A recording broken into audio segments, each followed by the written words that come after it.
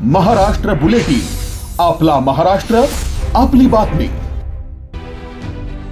महाराष्ट्र राज्य वाहतूकदार बचाव समितीच्या वतीने आयोजित राज्यस्तरीय मेळाव्यात राज्यभरातील विविध वाहतूकदार संघटनांचे प्रतिनिधी एकत्र आलेत। वाहतूकदारांच्या प्रलंबित प्रश्नावर सखोल चर्चा करून पुढील लढ्याची दिशा ठरवणे हा या मेळाव्याचा मुख्य उद्देश असल्याचेही सांगण्यात आले।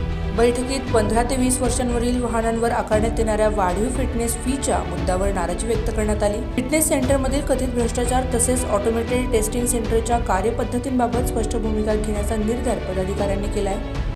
मोटर मालक कामगार वाहतूक संघटना आज या ठिकाणी महाराष्ट्रातील सर्व वाहतूकदारांची एक बैठक आयोजित केली होती। या बैठकीमध्ये जे वाहतूकदारांना येणारे प्रॉब्लेम्स आहे, ऑनलाईन चलन झाले किंवा आरटीओ कडून जे पासिंगच्या नावाने फिटनेस एटीएस सेंटरच्या नावाने जी तकलीफ होती, त्या तकलीफमध्ये म्हणजे त्यासाठी आज आम्ही हे सर्व वाहतूकदार एकत्र झालोय। मला आपल्याला एकच सांगायचं आहे, शासनाचा हेतू शुद्ध आहे, म्हणजे शासनाचा हेतू चांगला आहे, पण शासनाला बदनाम होण्यासाठी अधिकारी लोक हे त्याचा दुरुपयोग करून त्याचा जनतेमध्ये वेगळा मेसेज जातोय। अधिकाऱ्यांच्या मनमानीने काम करून आमच्या वाहतूकदारांना लुटण्यात येतं आणि ही लूट झाल्यामुळे शासनावरचा विश्वास हा जनसामान्य माणसातून म्हणजे आमच्या वाहतूकदारांमध्ये शासनावरचा विश्वास उडत चाललाय।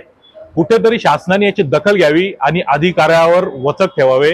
सर्वात मेन म्हणजे एक 15 ते 20 वर्ष जुनी गाडी, 15 ते 20 वर्ष जुन्या गाडीला जर तुम्ही 10 पट पासिंगसाठी पैसे घेतले तर त्या गाडीमध्ये असा बदल काय होतो?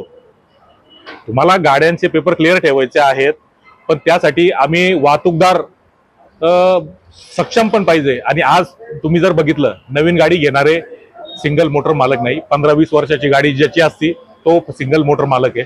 म्हणजे एक एजन्स्या खोललेल्या आहे, अधिकारी लोकांनी एक अशा एजन्स्या खोलल्या आहे का त्या वाहतूकदारांच्या चमडी सुद्धा उदाडायला कमी करत नाहीये। आणि त्या सर्व गोष्टींना पार्टनर हे अधिकारी लोक आहे, हे म्हणजे कर्मचारी लोक आहे। सरकारचं त्याच्यामध्ये इन्व्हॉल्वमेंट आम्हाला तरी तात्पुरतं तरी आता दिसत नाही, पण सरकारने कुठंतरी या गोष्टीवर अंकुश लावायला पाहिजे आणि वाहतूकदारांना एक रिलीफ दिला पाहिजे। आजच्या या मेळाव्याच्या निमित्ताने वाहतूकदार बचाव कृती समिती या माध्यमातून महाराष्ट्रामधल्या 36 जिल्ह्यामध्ये जवळपास 27 ते 28 जिल्ह्यामधले प्रत्येक जिल्हा संघटनेचे प्रतिनिधी या ठिकाणी आम्ही एका छताखाली जमा झालेलो आहोत। येणाऱ्या काळामध्ये जे शासनाकडनं वेगवेगळ्या प्रकारचे कर प्रणालीमधनं वसुलीच्या माध्यमातून जे एक जाचक असे नियम आणि अटी या वाहतूकदारांवरती लादल्या जातात, त्याच्यावरती एक विचारमंथन शिबिर असं आम्ही या ठिकाणी आयोजित केलेलं होतं। आणि या विचारमंथन शिबिरामधनं येणाऱ्या काळामध्ये याच्यावरती असा ठोस निर्णय आणि तोडगा काढण्यासाठी काय उपाययोजना करता येतील याच्यावर एक रणनीती ठरवण्यात येईल।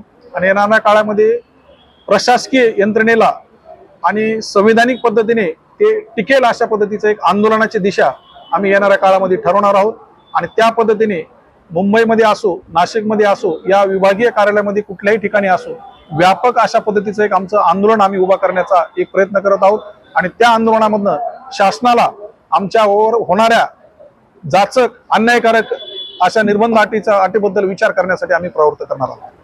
ई-चलन प्रणालीमुळे होत असलेली कथित आर्थिक लूट तसेच 45 दिवसात दंड न भरल्यास वाहन ब्लॅकलिस्ट करण्याच्या निर्णयांविरोधात वाहतूकदारांनी एकमुखी भूमिका घेतली आहे। रिक्षा टॅक्सी कल्याणकारी मंडळाच्या धर्तीवर वाहतूकदारांसाठी स्वतंत्र महामंडळ स्थापन करण्याची आवश्यकता यावरही चर्चा करण्यात आली। परिवहन व ट्रॅफिक पोलीस विभागाकडून वाहनधारकांची होत असलेली कथित पिळवणूक थांबवण्यासाठी सर्व संघटनांनी एकत्र येण्याचे आवाहन करण्यात आले। यावेळी सचिन जाधव, उदय बर्गे, विजय काकडे, बाळासाहेब सानप, राजेंद्र नाना फड, संतोष भागवत, अमन रघुवंशी, सचिन पाळदे, शंकर धनवटे, रामभाऊ सूर्यवंशी, संजय तोळी, कैलास कासार, विनायक वाघ, संतोष शेटे, लांडगे आदी पदाधिकारी उपस्थित होते। Bureau report, Maharashtra bulletin, Nashik. Maharashtra bulletin, आपला महाराष्ट्र, आपली बातमी।